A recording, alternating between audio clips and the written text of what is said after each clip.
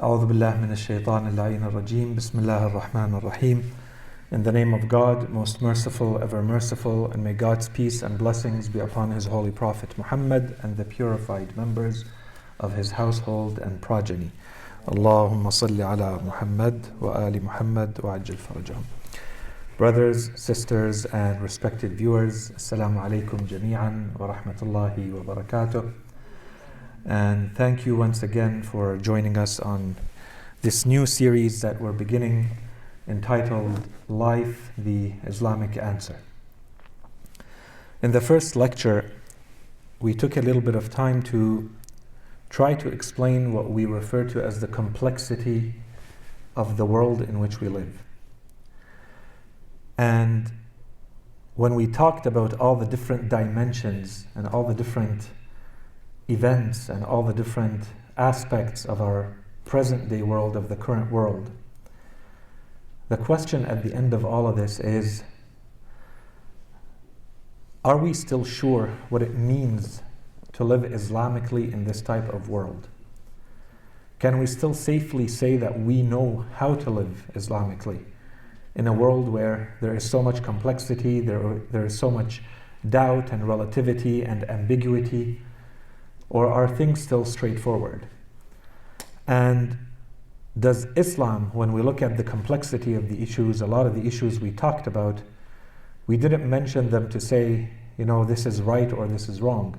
When we say there's complexity, it's because there are no straightforward answers. And in a lot of cases we said, regardless of whether you choose to do A or its alternative, B or its alternative, you are feeding into something or something else. And at times it is not clear that there is one good, pure, and right answer. There is ambiguity, and there are compromises, and there are sacrifices, and there are costs to everything that you're doing and choosing. So, does Islam have anything to say about any of this? Does it have anything to give us, to provide to us, so that it can help us navigate this ambiguity of this world? And when we said Islam, we also said that we want to focus here not on our or anyone else's opinions about these things. There are a lot of opinions, and there are a lot of theories and books and lectures and so on and so forth. We want to go back to the original sources of Islam. We want to go back to the Holy Quran, and we want to go back to the narrations of the Holy Prophet and Ahlul Bayt alayhim salam to try to see what are the authentic original teachings. And from there, of course, they might not talk about everything that we're talking about in the same manner, because those things did not exist. These phenomena, these reality did not exist in their time. But they may still give us the general principles from which we can extract a lot of the applications that we need nowadays.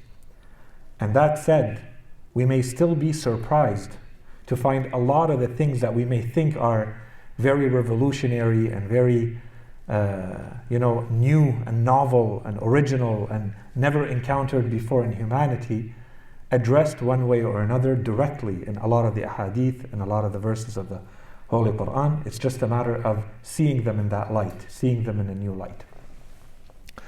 And so the idea here was that we wanted to show that there is an urgency, there's a relevance, there's a need for us to address these issues.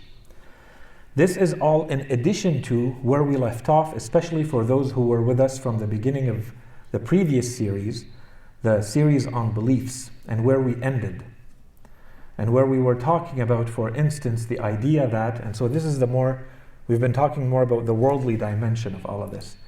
But there's a religious dimension, there's a spiritual dimension to all of this. We ended the previous series on a note, let's consider it a high note or an opening up of the discussion on the afterlife and beyond. And what does that mean for our life in this world? And we said, especially, the more we understand how the afterlife works, the more we see that it depends very much on how we lived our lives here. As we said, the manner we have in the narrations, let's skip the verses for now. In the narrations, for instance, we have a narration. In principle, it's correct too, and we established it through scripture, and we established it rationally. But we also have a narration for it that says, كما تعيشون تموتون, right? As you live, so shall you die, because we said there are many different ways of dying. And as you die, so shall you be resurrected. Your afterlife depends on the manner in which you lived in this world. So again, if we want to be transitioning from the previous series into this one, the question is, so how are we supposed to live? So that this dying is like we want it to be, and this afterlife and resurrection is also like we want it to be. That's one. We also talked about, in the previous series, we talked about the main distinction of the human being is that the human being has an enormous potential. This is, if you are to describe, to list, to enumerate, to identify the one thing that distinguishes the human being from any other creature, it's how much potential Allah subhanahu wa ta'ala has put in this creature, as opposed to any other creature. This is our distinction. Which means that on our own, we may be neutral, but because of the potential we have, we may become the best of the creatures of Allah subhanahu wa ta'ala, better than any other thing He has created, and we may also become the worst of the creatures that Allah subhanahu wa ta'ala has created. Other creatures, we said, some of them don't have any flexibility, any freedom of choice from our point of view based on what we know, and others have limited. Nothing comes close to what a human has in terms of a potential. In Surah At-Teen, Allah subhanahu wa ta'ala says, لَقَدْ خَلَقْنَا الْإِنسَانَ فِي أَحْسَنِ تَقْوِيمٍ. Surely we have created the human being in the best form, and the best structure, and the best way. ثُمَّ رَدَدْنَاهُ أَسْفَلَ سَافِلِينَ. And then we relegated him, we cast him down to the lowest of the low. But these two verses, and this is not time for the tafsir of these verses, but these two verses are showing the two extremes. That a human being can be both. We gave him the potential for both, to be the best of the best and the worst of the worst. So again, the question from this point of view is, so how do I live my life in the complexity of this world so that I am closer to the best of the best and not the worst of the worst? So no matter how you want to look at it, we have questions that need answering, and these questions have to do with the manner in which we have to live our practical lives. So that was, I'll say, a wrap-up, a very quick wrap-up of what we tried to cover and the main points we tried to get at or get to from the first lecture. In the second lecture, we tried to focus on the first theme in this series. And inshallah, we're continuing with this theme today and a few more lectures. And we said the first theme in this series is going to be, and inshallah the reason why for it is already clear, but it's going to become a lot more clear starting from today's lecture. The first theme is going to be the theme of knowledge in Islam. What does Islam have to say about knowledge? So before we start looking at what Islam says about knowledge, our introduction was based on, let's try to look at the state of the world today, because that's again the point of the series. Where is the world headed? And when you look at the different dimensions of human societies today, the evolution of humanity and what it has led up to until today and where it seems to still be heading, if there is one thing we can say about today's world, it's that knowledge, information, has become a very central, crucial, important factor. And that's why we basically dedicated the entire lecture to explaining what are information and knowledge societies, and what we mean by information capitalism or the fourth industrial revolution. It's to show that in today's world, the new capital, if you want to have power, if you want to have prestige, if you want to be at the center, no matter what kind of power we're talking about, legislative, social, monetary, so on and so forth, everything goes through knowledge. Your ability to control knowledge, the flows of knowledge. How much of it can you produce? How much of it can you control? How much of it can you access and reuse and recycle into something else? Everything comes back to knowledge today. And that's why all the most advanced societies, all the biggest corporations in the world, they're focused on transforming themselves into knowledge corporations, information corporations, white collar, information societies, knowledge societies, countries like Indonesia and Malaysia and others have invested, and many of them have been able to transition to a very large extent into knowledge societies. They've changed their entire educational systems, their entire economic systems, so that they move towards becoming knowledge societies. So if we understand all of this, we go back to the same question. If today this is a world of knowledge and information, what does it mean for us to live in this world, in these knowledge societies, as Muslims? What does Islam have to say about knowledge? Does Islam agree with this or not? Does it give this kind of importance to knowledge? Does it say that knowledge has this type of power or not? And can we go that far? Or, and these are the big questions that inshallah we want to start thinking about and addressing today. When you look at the complexity of this world, let's looking at it from this first theme of knowledge. It looks like it's very novel, very new to humanity to deal with these themes. Does religion in general, and Islam specifically, does it still have anything relevant to say in today's world? And that's why we have all these divergent, different opinions. Some of them more extreme, saying simply, there is nothing left for religions to contribute to humanity based on where they are today. And you have more moderate positions that say there is still something that humanity can be benefiting from religions, or from Islam specifically, because we have Islamic thinkers writing this too, but only in matters related to spirituality and our relationship with God, for instance, or perhaps some social interactions. But it's not the lifestyle, and it's not the worldview that we used to think it was, in that it allows you to see everything through it. And it has an answer, and it has an opinion, and it has a position about everything going on in the world. Okay? So inshallah, with today, we want to begin, and inshallah, these are the questions you keep in mind as we go through this first lecture, where inshallah, we're going to dedicate this lecture to understanding the value and importance of knowledge in Islam. But please, once again, keep in mind the setting that we laid out for this entire series and for this specific theme, the theme of knowledge. Keep in mind that, as we said, we are in knowledge societies or moving towards them. Now we want to see, what does Islam have to say? And so this is what we keep for the discussion part and your homework and your thinking and reflection, to see, does Islam still have anything of benefit to say for these types of questions or not?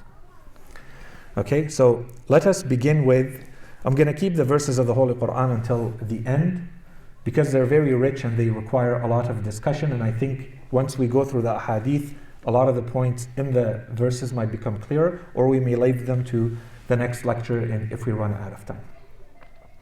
So the first of these narrations that we want to look at, inshallah, we're going to go through a large number of them, so stay with me. I read them in Arabic and I translate as we go. If you have questions, let me know if something is not clear. In the first narration from the Holy Prophet ﷺ, we are told that the Holy Prophet خرج رسول الله صلى الله عليه وآله فإذا في المسجد مجلسان. So the Holy Prophet went to the Holy Mosque, the Mosque of Al-Medina, and he found two groups, two gatherings in the mosque. مجلس يتفقهون ومجلس يدعون الله ويسألونه.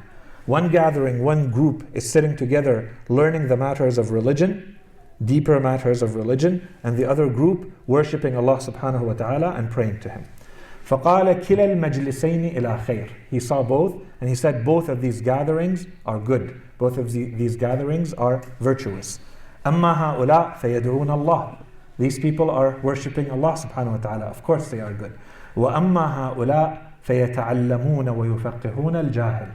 And as for this group, they are teaching and they are giving knowledge to those who do not have knowledge, to those who don't have this type of religious education. هؤلاء, this second group, where there is teaching and knowledge happening, هؤلاء أفضل.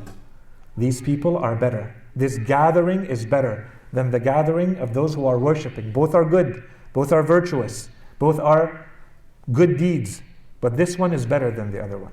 Because this one, there's an education, religious education happening. The other one, there's worship happening. And then, بِالتَّعْلِيمِ أُرْسِلْتُ لَمَّا أُرْسِلْتُ.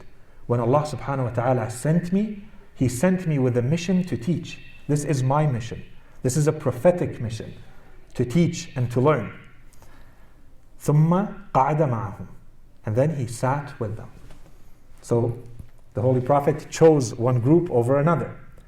So very quickly, I'm not going to be going through a full commentary. Each one of these could easily become its own lecture. Okay? Very quickly, I'm going to try to highlight some of the conclusions we need from these. Already here, a first conclusion is that we see that in our religion, knowledge is better and more important than worship. As good as worship is, as good as supplication and prayers are, knowledge is better. Okay? We haven't defined knowledge yet. We're going to come back to that. The types of knowledge, the sources of knowledge, what constitutes Islamic knowledge. We'll come back to all of that. Right now, we're just placing, reserving, holding a space for it, and establishing the general conclusions, the general principles we need to live our lives.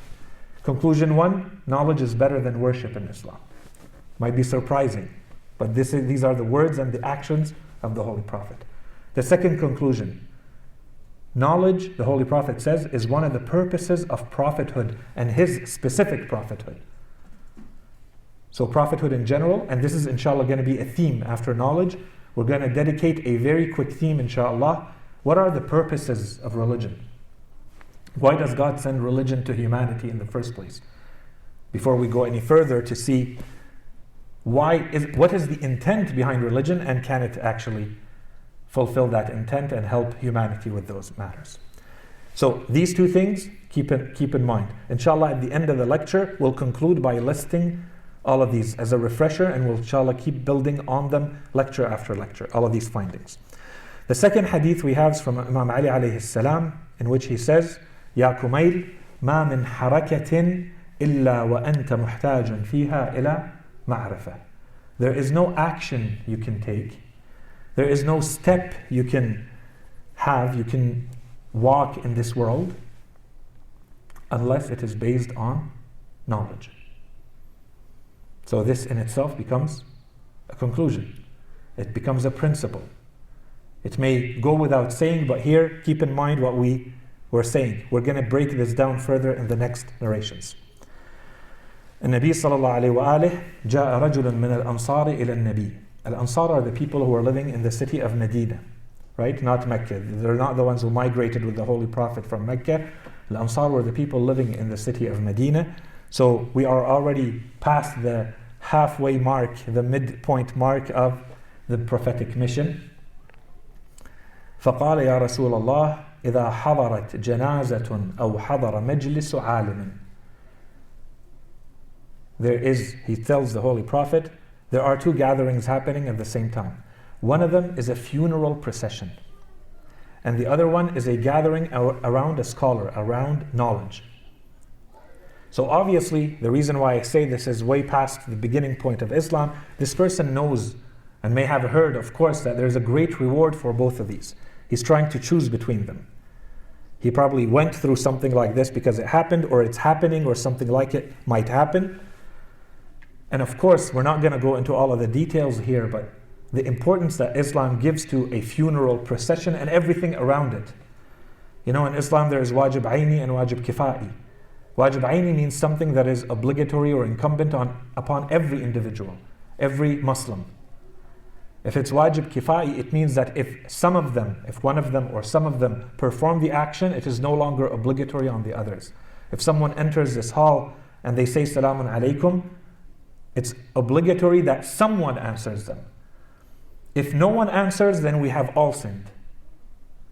If one person answers, they get the reward for all of us because they took on the initiative and they took care of that responsibility for everyone. Okay, so this is how some of these rights work. If a Muslim dies, it's incumbent upon all Muslims to perform the rites of death, the rituals of death for that person. They do the ghusl, the ablutions, the washing, the ritual washing, the prayer, the tahniyat, the takfeen, and the burial, right? If someone does it, then there's no need for others to do it. If no one does it, then everyone is considered to have failed their duties towards that person. And beyond that, Islam gives great reward for walking in a procession or attending a Fatiha, for instance, a funeral after someone has passed on. And the reason is that you console the people who need it when they've lost a loved one. You create these social ties. So there's a great reward beyond the obligation. So this person is asking a very good question. He says, إذا حضرت جنازة أو حضر مجلس عالم أيهما أحب إليك أن أشهد? Which ones of these two, the gathering for the funeral procession or the gathering for the knowledge, the acquisition of knowledge around the scholar, which one do you prefer that I attend? فقال رسول الله صلى الله عليه وآله إذا كان للجنازة من يتبعها ويدفنها. If there is for the funeral someone who is walking in the procession and someone who will take care of the burial rites, فإن حضور مجلس العالم, the attendance of the gathering where that scholar is, أفضل من حضور ألف جنازة. It is better than attending 1,000 funeral processions. We're going to come back to these numbers. The Holy Prophet continues, وَمِنْ عِيَادَةِ أَلْفِ مَرِيضٍ. The question was about between a funeral procession and a gathering around a scholar to learn religion. So the Holy Prophet says it's better than 1,000 funeral processions and visiting 1,000 times someone who is ill or who is sick. And once again, we're not going to go through everything that Islam says about the importance of visiting those who are sick. وَمِنْ قِيَامِ أَلْفِ لَيْلَةٍ. So staying up in worship for 1,000 nights. What more? وَمِنْ صِيَامِ أَلْفِ يَوْمٍ. And to pray and to fast 1,000 days. Of course, this is not the obligatory fast of Shahr Ramadan. وَمِنْ أَلْفِ دِرْهَمٍ يُتَصَدَّقُ بِهَا عَلَى الْمَسَاكِينَ. And from 1,000 dirham that are given in charity for those who are poor, who need it. وَمِنْ أَلْفِ حَجَّةٍ سِوَى الْفَرِيضَةِ. And performing the mustahab hajj, the umrah, 1,000 times. And what else? وَمِنْ أَلْفِ غَزْوَةٍ سِوَى الْوَاجِبِ تَغْزُوهَا فِي سَبِيلِ اللَّهِ بِمَالِكَ وَنَفْسِكَ. And for 1,000 times that you sacrifice and struggle with all of your wealth and yourself in the way of God. 1,000 times. وَأَيْنَ تَقَعُ هَذِهِ الْمَشَاهِدُ مِنْ مَشْهَدِ عَالِمٍ. And where and how can you compare any of these matters or elements with that of being in the presence of a scholar? So the Holy Prophet is saying it's more. So the number that the Holy Prophet is saying when he says 1,000 may be just to say that you can't fathom how much more it is. And of course, this, if you keep in mind everything we said about the nature of this world and the nature of the afterlife, you understand why some numbers may not make sense to us in this world. But they make a lot of sense if you keep in mind that this is an eternal existence in the afterlife and the nature of reward and punishment and all of that. But even if you put that aside, let's just look at it in terms of value and importance. This is the importance that Islam is giving and the Holy Prophet is giving to knowledge over what we can consider to be the pillars of our religion. These are the most important actions and rituals and acts of worship in Islam. He mentioned prayer and fasting and zakat, charity, hajj. What else is left? And the Holy Prophet is saying you can't even compare. When he says, وَأَيْنَ تَقَعُ هَذِهِ الْمَشَاهِدْ مِنْ مَشْهَدِ عَالِمٍ. You can't even compare them. أَمَا عَلِمْتَ. And so the Holy Prophet explains why. أَمَا عَلِمْتَ أَنَّ اللَّهَ يُطَاعُ بِالْعِلْمِ. Do you not know that Allah subhanahu wa ta'ala is obeyed through knowledge? Your obedience to God has to go through knowledge. وَيُعْبَدُ بِالْعِلْمِ. And the worship of God has to go through knowledge. And this is why knowledge is so important. وَخَيْرُ الدُّنْيَا وَالْآخِرَةِ مَعَ الْعِلْمِ. If you want anything that is good in this world and you want anything that is good in the next world, it has to go through knowledge. وَشَرُّ الدُّنْيَا وَالْآخِرَةِ مَعَ الْجَهْلِ.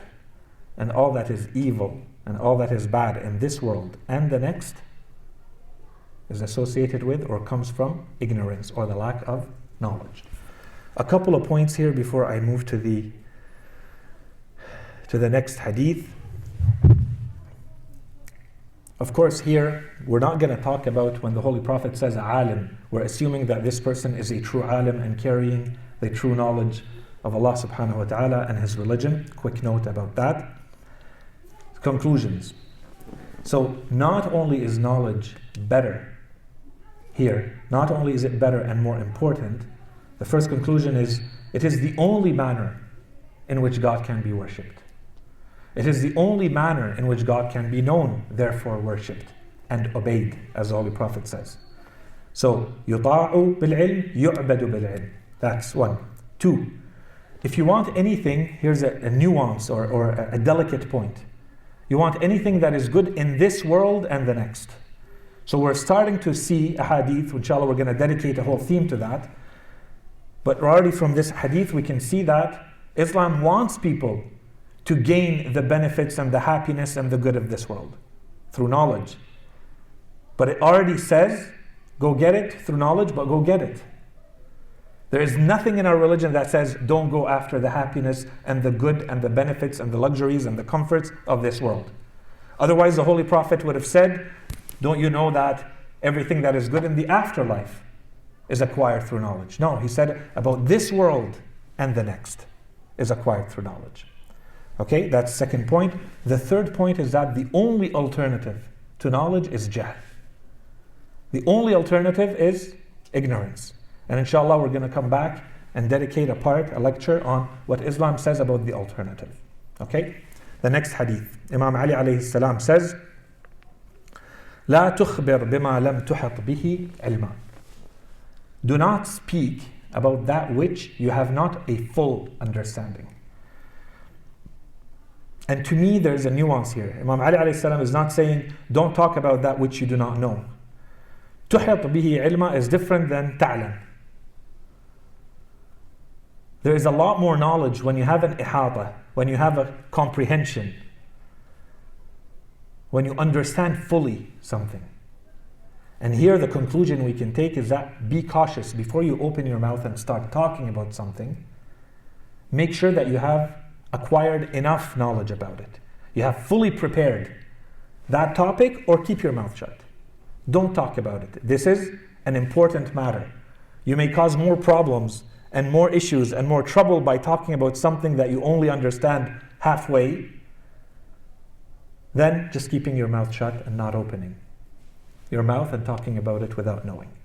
Okay? Next hadith.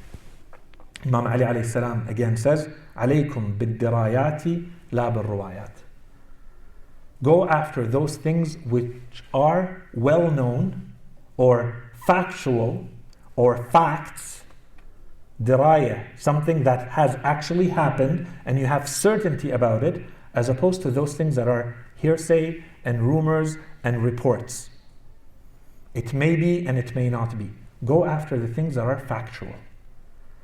And here, so this can become a conclusion on its own. In addition to that, this goes both ways. This goes, especially if we combine it with the previous hadith where the Imam is saying don't talk, this goes to the person who is giving as well as the person who is receiving.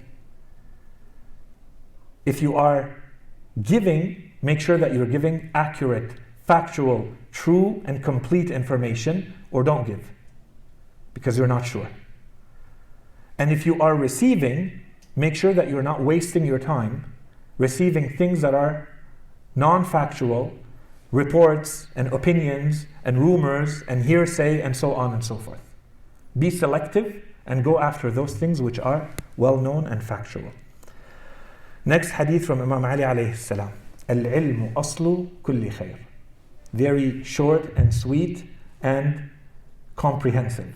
Okay, so we're going through a breakdown of all of these, but this I thought would become a principle on its own. العلم أصل كل خير. Knowledge is the foundation or the basis of anything and everything that is good. Again from Imam Ali alayhi salam, لا تستعظمن أحدا.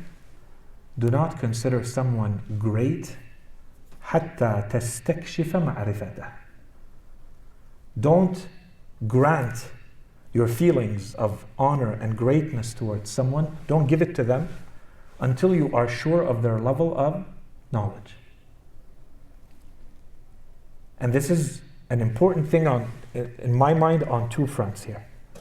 The first one, Imam Ali alayhi salam is basically telling us, and we're going to come to those and see that explicitly in some narrations, our worth in the eyes of Allah subhanahu wa ta'ala is based on our knowledge, our true knowledge, our Islamic knowledge, which we will explain later. So Imam Ali alayhi salam may be talking about this. He is saying you should only give someone the greatness that they deserve, and they only deserve it based on their knowledge. How much do they know? This is your merit and value as a human being. This is your worth as a human being in the eyes of Imam Ali alayhi salam, in the eyes of Islam. The question to me here is, and this should also be the value that we give to each other and to human beings in general. This should be the criteria. And I think a lot of people know this in their gut and intuitively, but do we actually live our lives this way? When we give greatness to someone, when we recognize someone's greatness, is it based on what they know, the truth that they carry? Or is it based on something else? Their reputation and their wealth and their popularity and so on and so forth. And this becomes a very important discussion. Inshallah, we keep all of these in mind. Inshallah, we have a chance to come back to them. For instance, if we're talking about role models, before I start choosing someone to follow, while I'm aware or not, one thing that I should definitely look at is what type of knowledge does this person carry and how is it going to influence me? Okay. Next hadith from Imam al-Sadiq alayhi salam. He reports this hadith from his father, Imam al-Baqir alayhi salam, who tells Imam al-Sadiq, Ya bunay, اعرف منازل الشيعة على قدر روايتهم ومعرفتهم. Recognize the ranks of the followers of Ahlul Bayt alayhim salam based on their level of knowledge and understanding of the sciences of Ahlul Bayt, of the sayings of Ahlul Bayt. فإن المعرفة هي الدراية للرواية. True knowledge is how much they understand, how deeply they understand the teachings or the sayings of Ahlul Bayt alayhim salam. وبالدرايات للروايات يعلو المؤمن إلى أقصى درجات الإيمان. It is through this deep understanding of the teachings of Ahlul Bayt, the sayings of Ahlul Bayt, that a mu'min, that a follower of Ahlul Bayt can reach the highest levels of felicity, the highest levels of faith, of belief.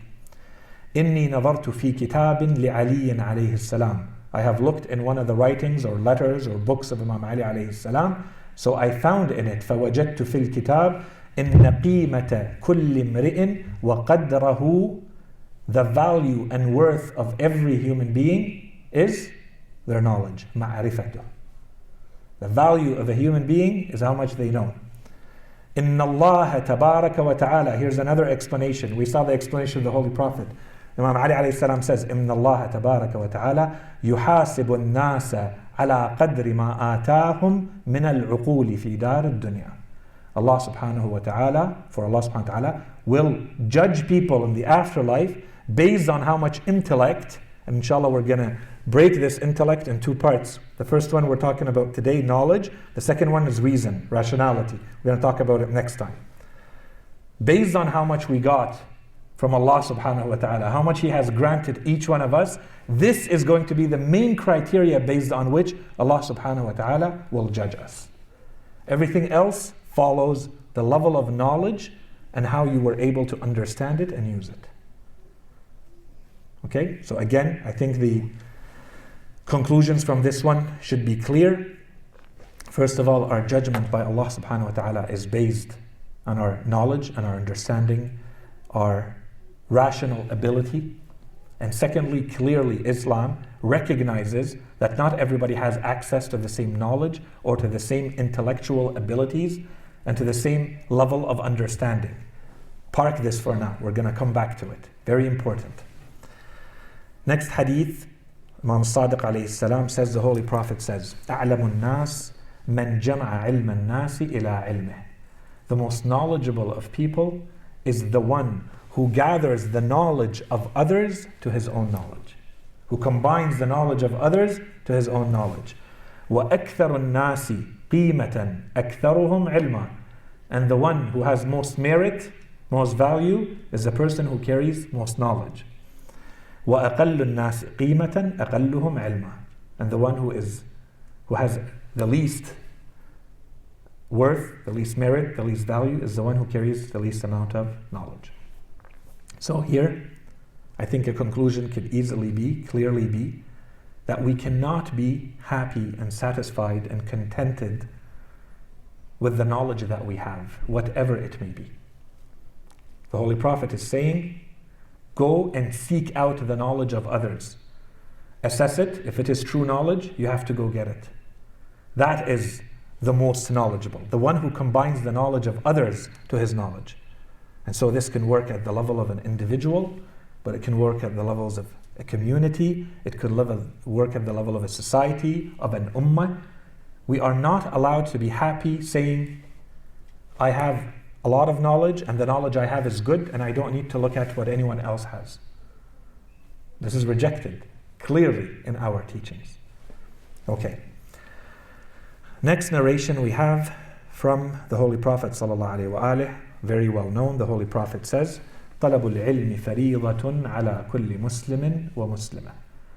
The seeking of knowledge is incumbent upon every Muslim man and woman.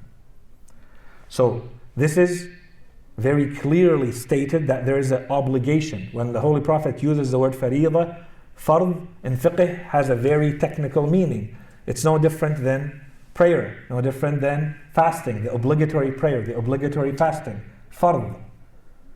The Holy Prophet uses the same term here. This is not a luxury, this is not a bonus, this is not, extra gravy, something additional and preferable that you get to do if you choose to. If you are saying, I'm fully a Muslim and I want to live fully as a Muslim, then there has to be a part of your lifestyle and living dedicated to knowledge, to giving it, acquiring it, getting it one way or another. You have to be involved in knowledge. The seeking of knowledge is obligatory, the Holy Prophet says, upon everyone. The second point here is for those who say that Islam says it's better for girls or women not to be taught, not to learn, so on and so forth. There might be other reasons we can talk about, but Islamically speaking, the incumbency or the obligation, the Holy Prophet says, is no different. Man and woman in Islam have an obligation to learn and therefore to be taught. Okay? So inshallah that puts that whole misconception aside. So let's look for those reasons when it's not happening and people claim that. Let's look elsewhere. It's not Islam. There's something else going on. Another narration from the Holy Prophet.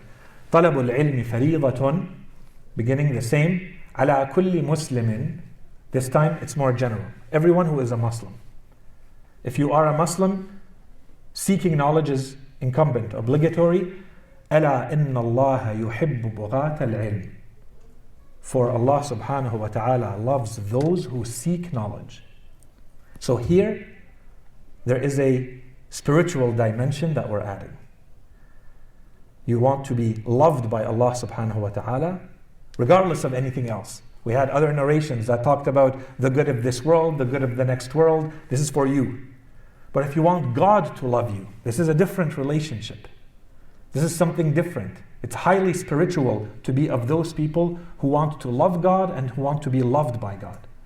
The Holy Prophet says one easy way to be in that category is to be a seeker of knowledge. Next hadith, Imam al-Sadiq alayhi salam says, اطلب العلم ولو بخوض اللجج وشق المهج. If you are of the followers of Imam al-Sadiq alayhi salam. We talked about Imam al-Sadiq last week. Imam al-Sadiq alayhi salam says, ask or seek knowledge, even if you have to ride the depths and the tumultuous waves of the oceans, the dark oceans. Al-lujaj is dark, deep, scary water. That's al-lujja.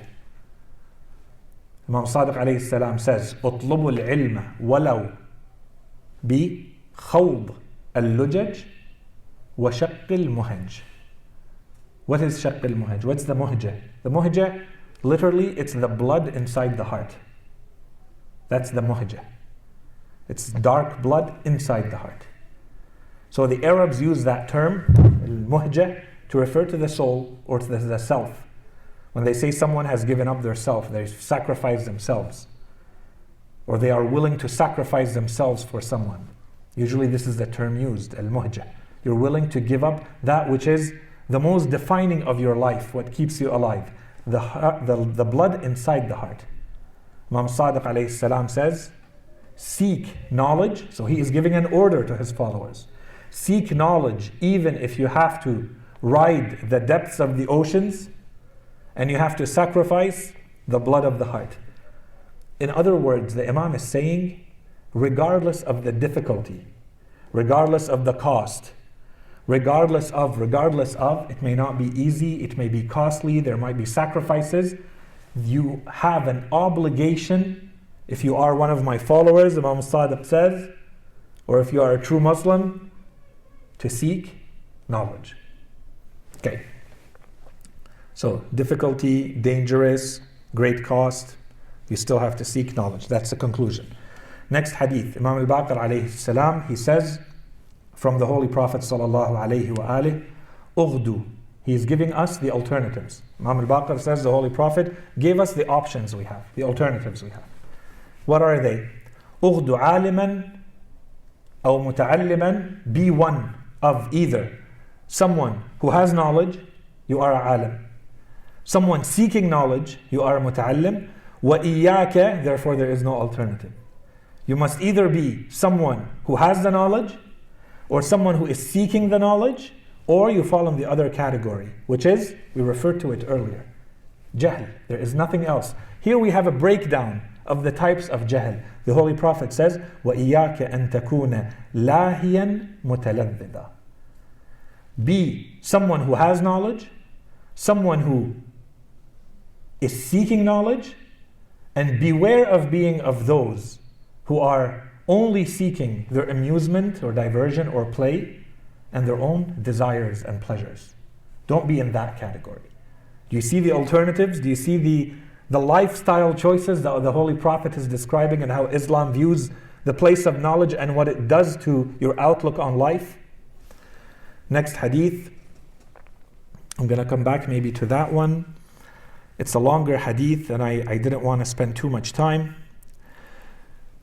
This hadith, we have it, and I have it in two sources. In one of them, it's reported from Imam Ali alayhi salam. In another one, it's reported from the Holy Prophet sallallahu alayhi wa alih. So let me narrate it from the Holy Prophet. It's in Tuhaf al-Uqul if anyone wants to go back.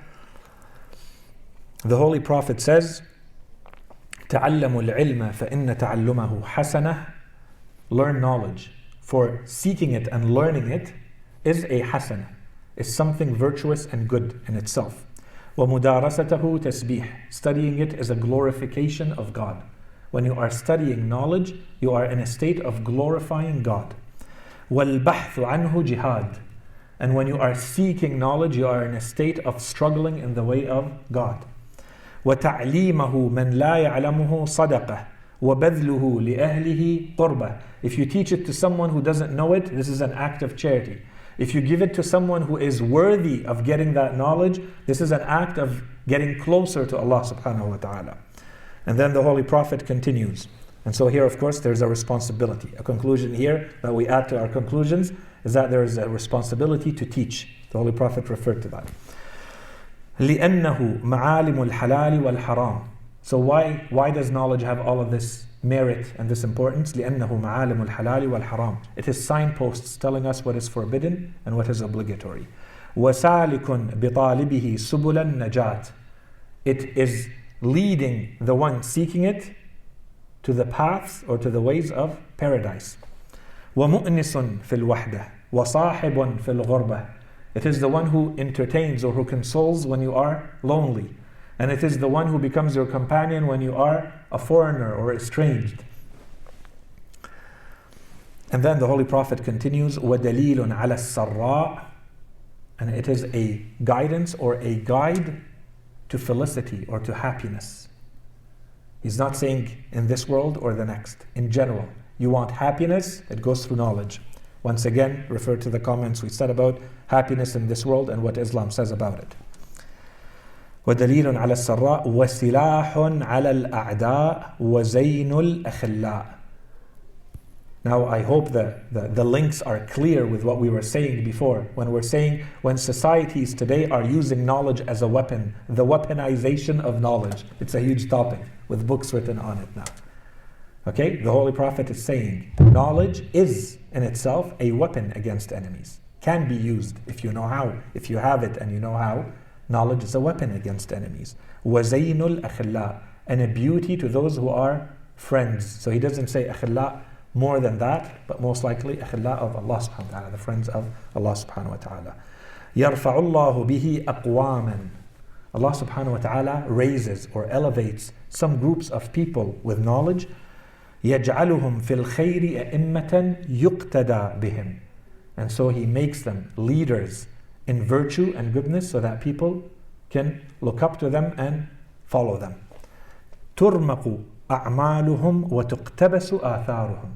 Turmaq is when you look at something with envy or with admiration. Or so when he says تُرْمَقُ أَعْمَالُهُمْ, it means everyone's attentions, everyone's eyes are drawn to those people that Allah has bestowed the knowledge upon.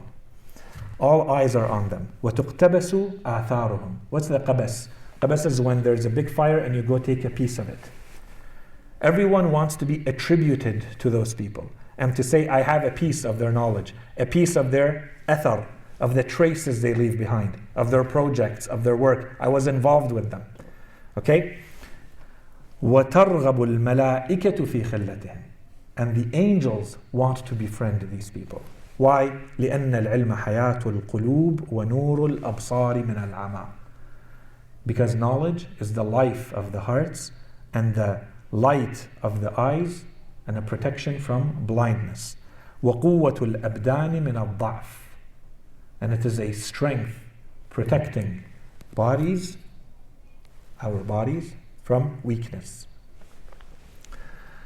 بالعلم يطاع الله ويعبد وبالعلم يعرف الله ويوحد. And so this part we saw earlier. It is through knowledge that Allah subhanahu wa ta'ala is worshipped, Allah subhanahu wa ta'ala is obeyed, and it is through knowledge that Allah subhanahu wa ta'ala is known and considered one.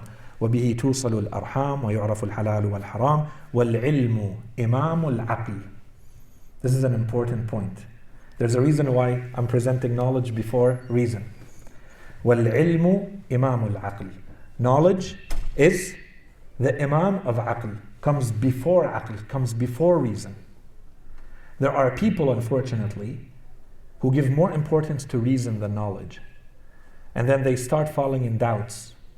And they want to use their critical mind without having the knowledge. And so when the knowledge comes, they don't look at the knowledge. They don't have substance to work with. They don't have any foundations. They haven't received the instructions and the teachings. They only have a mind. They only have reason. And so when you apply reason blindly to nothing, and there is no foundation of knowledge before, it can lead you in all sorts of directions, such as doubting everything and questioning everything and refusing everything with the excuse that this is based on reason and you are being logical and you are using a critical mind. It's because you haven't taken the time to learn first. If someone says, Islam has very interesting things to say about knowledge, and someone who doesn't know what Islam has to say, they say, I don't think so. And so there's a whole debate that may happen. This is an empty debate. It doesn't lead to anything. This person who has no knowledge at all about what Islam says about something, I don't know what they can, for instance, the hadith that we're going through, which is nothing, which is not even the tip of the iceberg, if you know how much there is in our religion and in our tradition about knowledge, for instance. We've looked at maybe 10, 15 hadith today. There are hundreds, if not thousands of them. And someone says, I don't think Islam has anything to contribute to this very advanced, novel topic. This is where you hit a roadblock here. You fall into a type of arrogance, and inshallah we're going to come to the obstacles and barriers of knowledge. And one of them is arrogance, is that you refuse to learn. You will not have the modesty to recognize that you can learn something. وَالْعِلْمُ إِمَامُ الْعَقْلِ وَالْعَقْلُ يُلْهِمُهُ اللَّهُ السُّعَدَاءَ وَيَحْرِمُهُ الْأَشْقِيَاءَ. And inshallah we're going to go. This is a long hadith, it continues. Then the Holy Prophet starts enumerating the 10 traits of those who have aql. So inshallah when we talk about aql, we'll come back to this hadith. And then, allow me maybe to finish with this hadith and we'll stop here. A hadith from Imam al-Sadiq alayhi salam in which he says, لَسْتُ أُحِبُّ أَنْ أَرَى الشَّابَ مِنْكُمْ. I do not like to see any youth among you. He's talking to his followers, Imam al-Sadiq alayhi salam. I do not like to see any youth among you. إِلَّا غَادِيًا فِي حَالَيْنِ. I want to see him in one of two states. No third to them. If you are a follower of Imam al-Sadiq alayhi salam, this is what he wants to see. عَالِمًا أو متعلمة. First one is you are a scholar, you are carrying the knowledge. And so here the Imam is specifically talking about shabab. He is specifically saying shab, so that we remove the preconceived notion in our mind that a scholar can only become a scholar once they have a big white beard and they're 7 years old. The Imam is talking about shabab. And he says, I want to see the shabab in two states. Either you are a carrier of knowledge or you are a seeker of knowledge. Time for us to review ourselves and our lives. Do we fall in those categories? And if not, what do we need to do? فَإِن لَمْ يَفْعَلْ فَرَّطْ. So why Ibn Rasulullah do you say you want to see all of our shabab in one of these two states?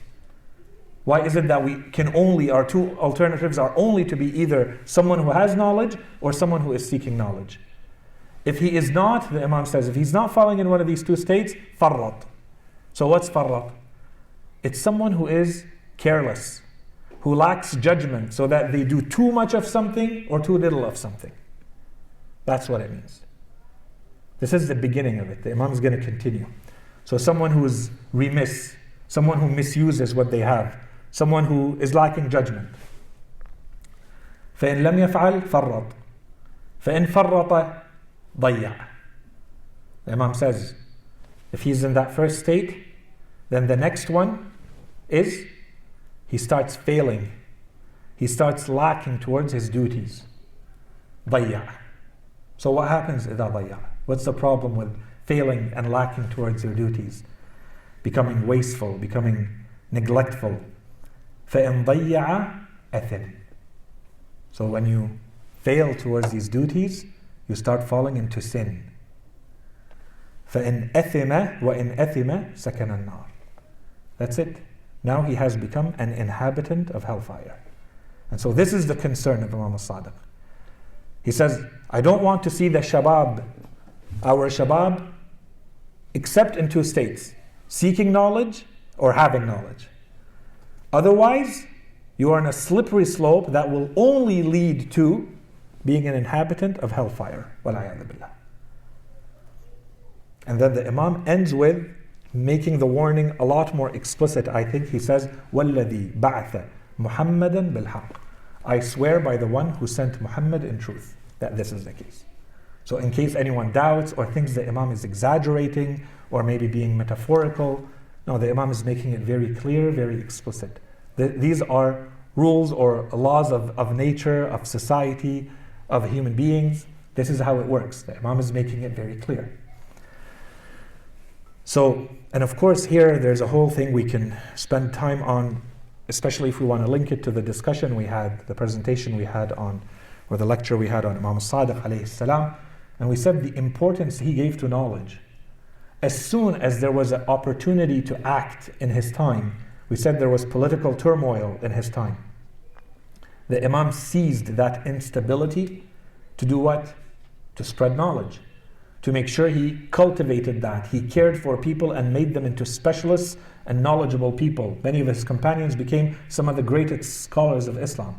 And he's the one who basically re-established and re-infused life into our religion, because up to that point, up to the point of Imam al-Baqir specifically, then Imam al-Baqir began to turn the entire situation around. There was no hadith, there was no authentic hadith left. And so here, this is why the Imam is talking about this. You have to keep that context in mind, and keep in mind how when the Imam could seize the opportunity and do something, how he focused and prioritized knowledge. Everything else comes out of it. Start with knowledge. The second point is, of course, here you saw that it began with knowledge, but there's a link.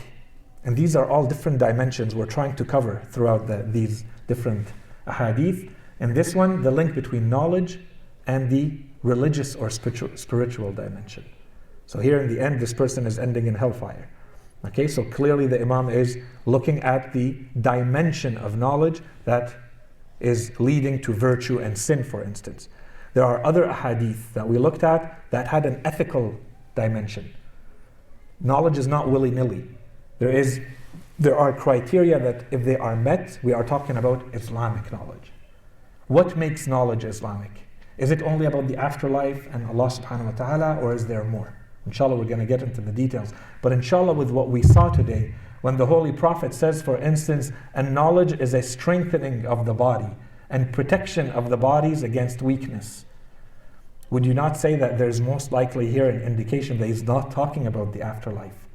There might be a spiritual dimension or spiritual interpretation to this, but there is most clearly a physical one too, which means that you have to understand how the bodies work and what you need to do so that that body is strong, right?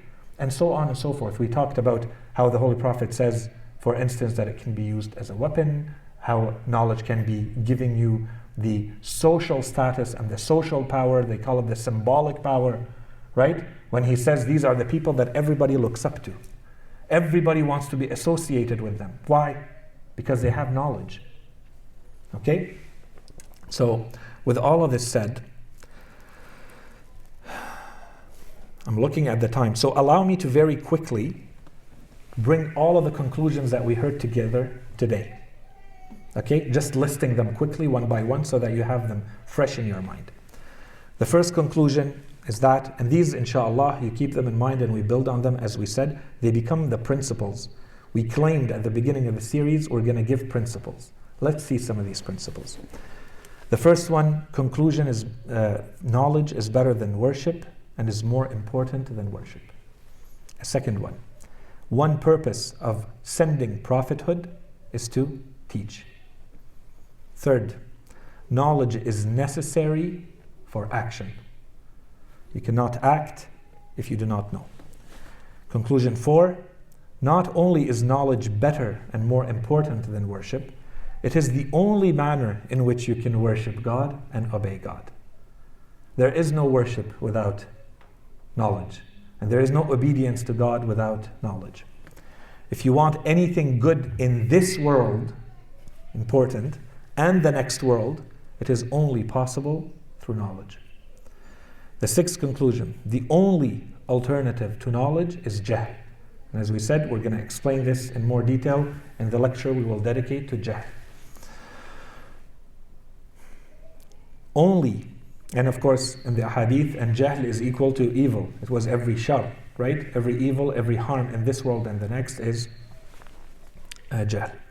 Only speak about that which you really know, and the importance of preparing before you talk, so make sure you have real knowledge. Conclusion 8, relying on facts, not on rumors, not on hearsay, not on doubtful reports. Imam Ali alayhi salam says, rely on facts in both the giving and receiving. Conclusion 9, the merit of a human being and the merit of a Muslim and the merit of a follower of Ahlul Bayt alayhi salam, no matter what you look at, the merit of a human being is based on the amount of knowledge that they have. We will come back to qualify and define this knowledge later. But for now, the amount of knowledge defines your worth and your value before Allah subhanahu wa ta'ala. The 10th conclusion, our judgment in the afterlife is based on our level of knowledge and our understanding and our intellectual ability. People have different intellectual abilities, different faculties. So the judgment of Allah subhanahu wa ta'ala, because He recognizes this, means that it's equitable. It's fair to everyone because it's based on what they understand, how much they know, and how much intellectual power they've been given. Okay? The 12th conclusion was that we cannot be content with our own knowledge. So we said this can work at the level of an individual. It could look at we can look at it at the level of an ummah. Okay? Seek the knowledge of others and the importance of modesty. The 13th conclusion, seeking of knowledge is incumbent upon every Muslim, man and woman. The 14th conclusion, there is a spiritual growth just for seeking knowledge, before you even acquire the knowledge. If you want to get that knowledge, that makes you grow spiritually, and you fall in the categories of those that Allah subhanahu wa ta'ala loves. The 15th, seeking knowledge is obligatory. Even if, and inshallah this is a topic we will come back to, we will see how Islam, we're going to talk about a lot of teachings of Islam. We're going to see how Islam says you should avoid things that are difficult for you and that make life difficult and stressful and dangerous and costly. Takalluf. Islam is against takalluf. Things that really push you out of your way. It wants things to run smoothly in a natural way. Simplicity.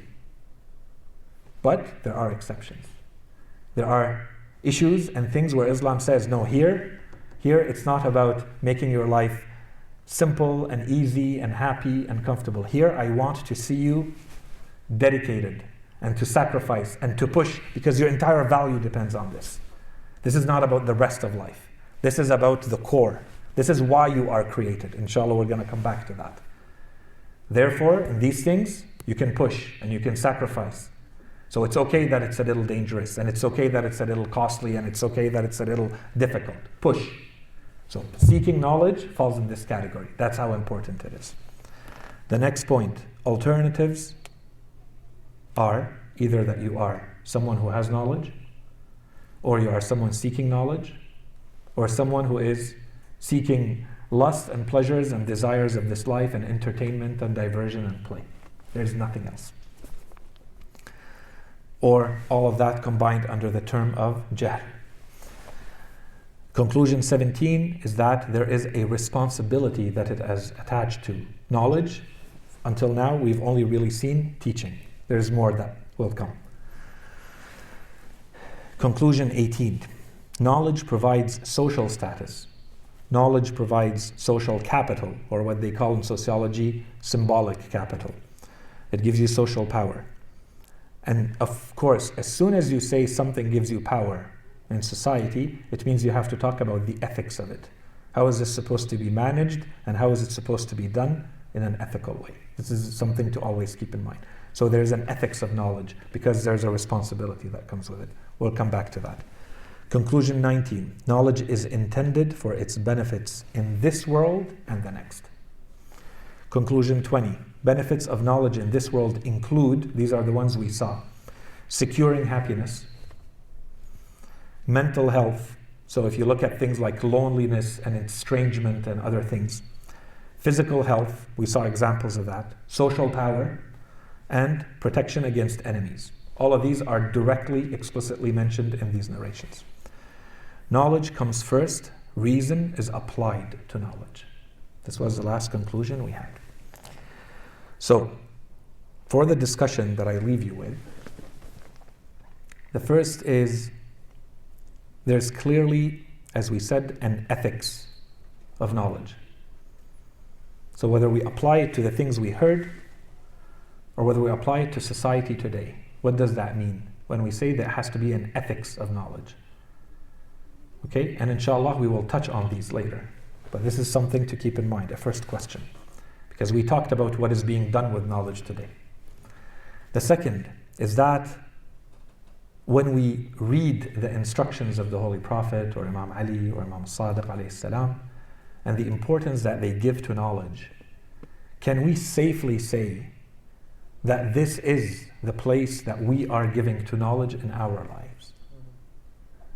Can we safely say, I'm giving enough place, enough room for seeking, for acquiring, for spreading knowledge that makes me fall in the categories that the Imams talked about, or there is work to be done?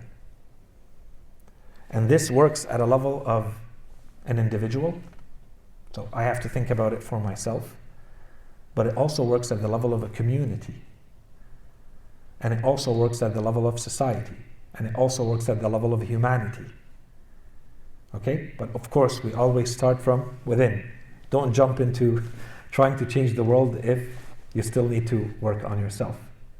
Okay? You have to be ready. Even the narrations of Imam Ali alayhi salam, we're talking about that, and inshallah we'll explain all of this in detail. Another question.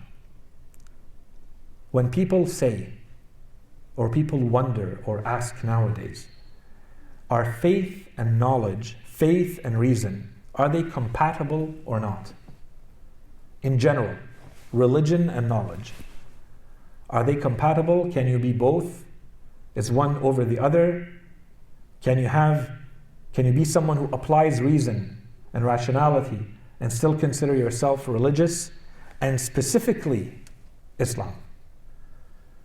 Does Islam still have anything relevant to say in today's knowledge society and today's information society?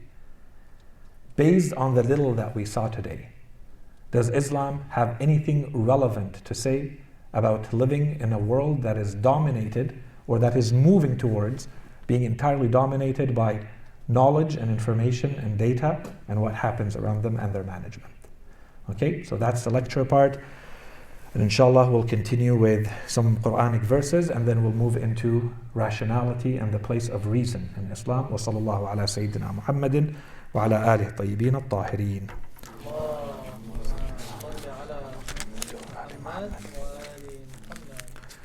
So inshallah with this we touched on a few sensitive, important, relevant chords, but I don't want you to be limited in anything you say or ask to what we just, the few points that we raised for a discussion.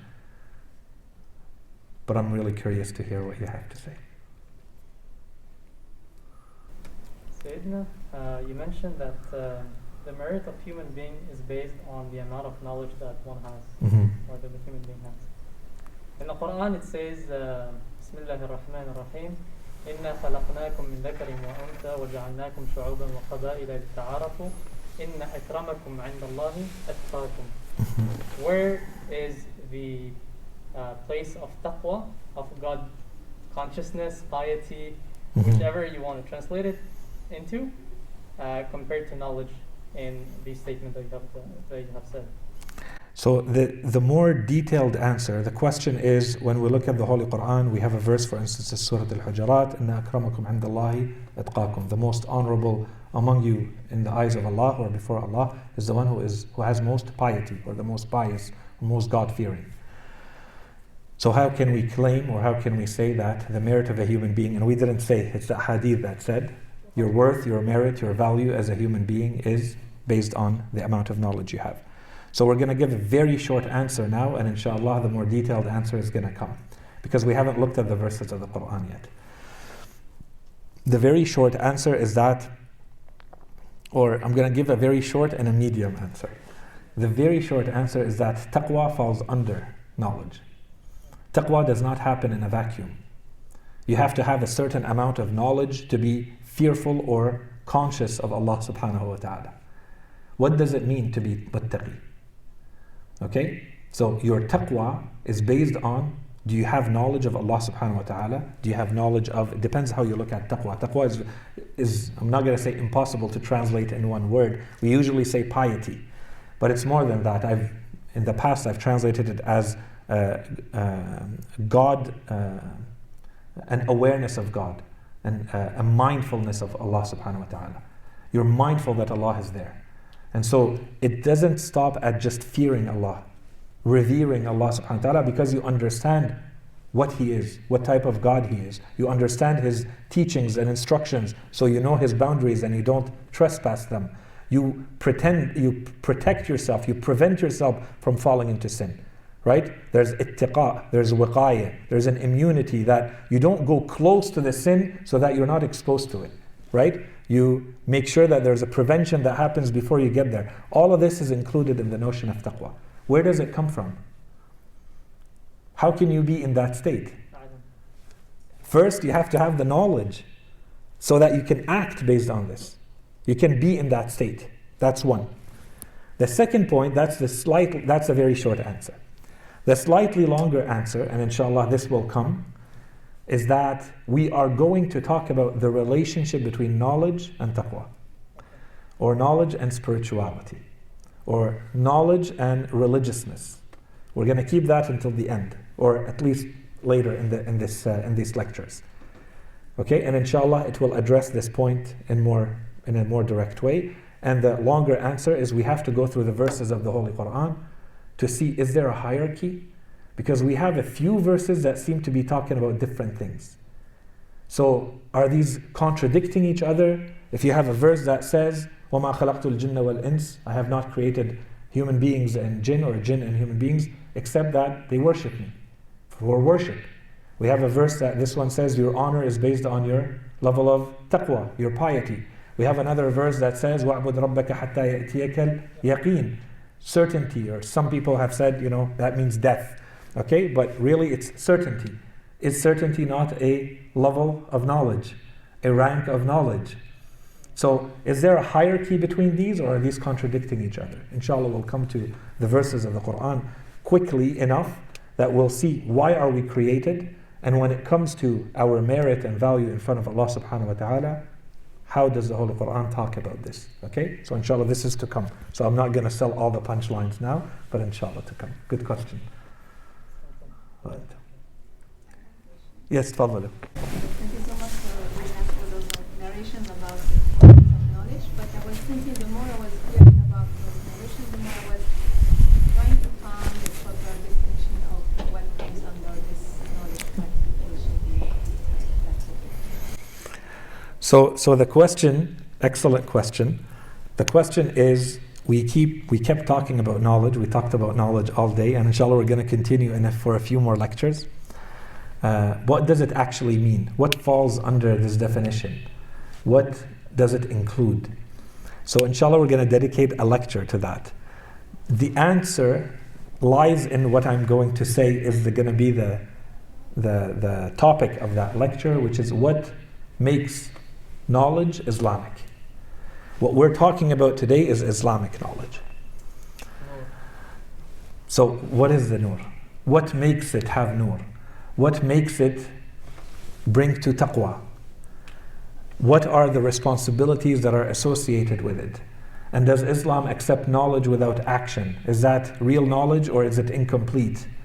Does it include the intention and the sincerity behind acquiring the knowledge or not? Okay, inshallah when we put all of that together, that will be the full answer.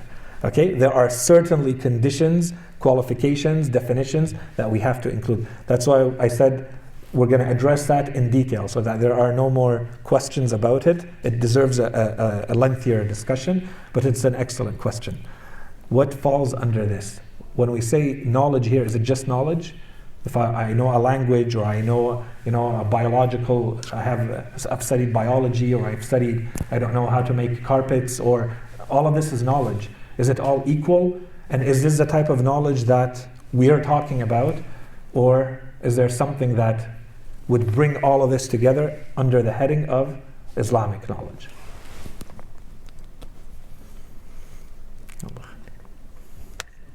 Yeah, totally. If we said that we can apply a lot of the principles from Islam to our daily life, and that considered to be Islamic knowledge, even though technically, yeah, that's my question. Like, technically anything can be Islamic knowledge. Well, not anything, but a lot of stuff that we consider not to be Islamic knowledge, we can study Islamically. For example, like financial system. Like, it's not necessarily, Islamic knowledge, but if you studied, how to run a bank Islamically, then that technically is religious. So the question is basically anything can be turned into Islamic knowledge. And then the example, for instance, is I can look at how do I run a bank in a more Islamic way, and that would make it Islamic knowledge. Yes and no, the short answer, because this is what I'm saying, we're going to talk about it. Okay? But it's yes and no. It's yes in the sense that, yes, anything could be turned into Islamic knowledge. The example you give, I would say, I don't know. Because to be Islamic, inshallah, we're going to see. I'm giving the punchline away right now. But as we shall see, inshallah, to be Islamic, everything depends on the intention behind the knowledge. Not whether it's linked to a theoretical idea or a theoretical, abstract notion or theory. That does not in itself make it Islamic. Not in the sense we're talking about. Not in the sense that it elevates your rank in the eyes of Allah subhanahu wa ta'ala, and that it necessarily connects to taqwa. It has to be something that brings you closer to God. So what is the intention? I can run a bank much closer to Islamic teachings to get a better position, so that they make me the director of a bank. That's different than saying I'm doing this because my intention behind it is that I think this is going to reduce the levels of oppression or inequality in our society. And this is, I know and I understand that this is one of the reasons why God has put me on this earth. This is a completely different reason. And so, can anything be turned into an Islamic knowledge? Yes. If I link it there's a verse of the Quran that says, I don't know. What's your intention? Not what is it linked to in terms of an abstract theory or idea. Everybody can carry and acquire and dump information in their mind and learn it by heart and repeat it. All of this means nothing in the eyes of Allah subhanahu wa ta'ala. What means something is, what's the intent behind it? What was your intention behind seeking that knowledge? And what is now the intention behind applying that knowledge? Is it one of the reasons why you were created, or one of the reasons why God gave you a religion in the first place, which we haven't talked about, and inshallah we're going to dedicate a lecture to? What are the reasons why Allah sends religion to humanity? What does He want from them? Why all of these teachings? Why is Islam talking about knowledge? So that we do what with it? So, knowledge to be Islamic is gonna have to have responsibilities attached to it, action attached to it, and intention attached to it. And if you have the right combination, then check mark, this knowledge is Islamic. Can anything fall there? Yes, anything can fall there, so long as you meet that criteria. And that's why you can have much more knowledge in the Islamic sense than anyone else, and you've never attended a school, and you've never read a book. But you have a purity of understanding of these things intuitively, or you see much further because of the light that you mentioned that Allah subhanahu wa ta'ala has given you, just like we saw in the hadith of the Imam when he says, and Allah subhanahu wa ta'ala has given people different levels of intellect. They see, some people see much deeper, and some people see much more superficially. Well, this is all not necessarily stuff that you can change. Some of it you can, with work, and some of it you can't. So you're going too fast. Yes? So with all the emphasis put on knowledge as we saw today, I want to know, is there any indication as to which type of knowledge we should be seeking first, or where from, or from whom? Because, as we already know, we live in a society where information is available, and I feel personally overwhelmed with the amount of information present. So I don't know where to start looking, or from whom, or what to start looking first. So I want to know if we have any indication as to the answer to those questions, now that we know that knowledge is important. Yeah, so once again, we will dedicate lectures to the types of knowledge, the sources of knowledge, and it's probably going to be more than one lecture. But in short, the types of knowledge that we have, and inshallah this reassures you specifically, the types of knowledge that we have, if you're looking at it in that type of categorization, the first, most fundamental, most important type of knowledge is ma'rifatullah. Knowing God, 1. 2, ma'rifatun nafs, That's 2. You have to know yourself, and you have to know human nature. 3, you have to know the world. Al-afaq. The Holy Quran says, نُرِيهِمْ آيَاتِنَا فِي الْآفَاقِ, in the horizons, in the world, وَفِي أَنفُسِهِمْ, and in themselves. The entire series that we're going through now is structured that way. Knowledge of God, we're not going to spend time on it, because insha'Allah, this is what we touched on sufficiently and in a minimal way in our first series on aqa'id. So that's our first check mark as an introductory course. That's our ma'rifatullah. What is God? How do you prove His existence? The attributes of Allah subhanahu wa ta'ala. What does that mean? So therefore there's a religion, therefore there's an afterlife, therefore you have to live in a certain way. And the deeper you go there, that's the better for you. The second type of knowledge is you have to know yourself. And you have to know yourself as in your soul. What makes you tick, your strengths and weaknesses, so that you can control yourself, so that you can bring yourself to become the kind of human being that, and you don't get tricked by yourself, and you don't get too weak when you need to be strong, and you know how to surround yourself with the things that make you strong because you know your weaknesses, right? This is not you, every one of us. And so to a certain extent, this is understanding human nature, understanding what makes up a human soul. This is what we study in ilm al-akhlaq and beyond.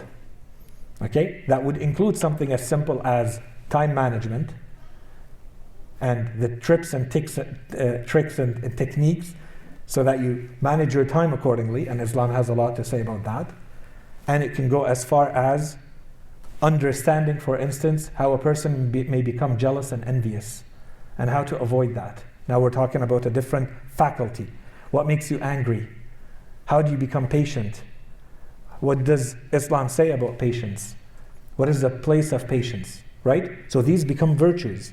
We have to decompose, break down the soul or the self into these dimensions or these faculties, the drivers, the impulses of a human being, because the better you understand them, the better now you are equipped to go through life.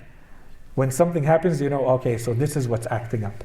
Just like someone who knows their body very well and they train and they feel something and they say, oh, I probably have a nerve impingement here. Oh, I have this nerve or this muscle or this, I'm not hydrated enough. I'm lacking minerals. Because you understand how the body works, you understand what's happening. When you don't know what's going on, you're clueless. Is it because I didn't sleep well? Is it something I did in the gym? Is it something, a car accident I had 6 years ago that's acting up again? Humidity in the air? What's going on? Right? Well, you can do the same thing with yourself, psychologically and spiritually. So inshallah, there's going to be a component of that. We're probably going to refer to it as self-development or character building in Islam in this series. So, as one of the themes, just like one theme is knowledge. And the last one is knowing the world, or what the Holy Quran seems to refer to under the general heading of al-afaq, the horizons. When you look, what do you see? What falls under your sight? This is one category.